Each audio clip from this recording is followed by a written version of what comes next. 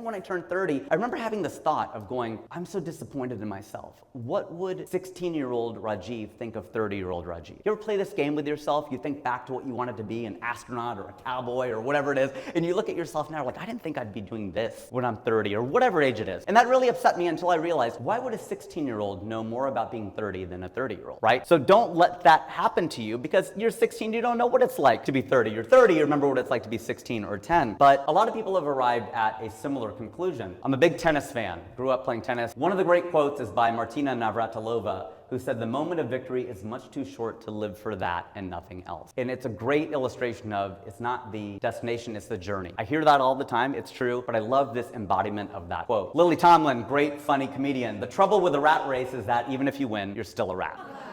I love that. She's commenting on how we are in America, I feel, and I think this cuts to the very core of why it's so hard to be happy. I remember working at Procter & Gamble. One of the internal mottos was, make a little, sell a little, learn a lot. I loved that idea. So sometimes it can be illustrated in a different way. Epicurus in the 4th century apparently said, I wasn't there, if thou wilt make a man happy, add not unto his riches, but take away from his desire. It was also sung in the 1940s by two men who sang a song called You Have to Accentuate the Positive, Eliminate the Negative. And the rest of that is you've got to spread joy up to the maximum, bring gloom down to the minimum. They're giving us a formula. They may not have realized it. And it was also illustrated by 4 guys in the 1990s called Boyz II Men, one of my favorite first groups. I am a 90s kid all the way, so I love this song. And I'm not going to try to sing this because it's way below my octaves, but they sang, the good times that made us laugh outweigh the bad. Now, why am I giving you all of these different quotes? Because it turns out there is a happiness formula beyond the makeup of it, and I'm giving you the addition. I'm now going to give you the division. There is a happiness quotient, okay? Now, this is mine, and this is what I came up with. I said, happiness is your perception of reality, not only reality, but also your perception of reality over your assumption. 4th tip, which is manage your energy. This is a big one. People forget this a lot because we're used to considering money and time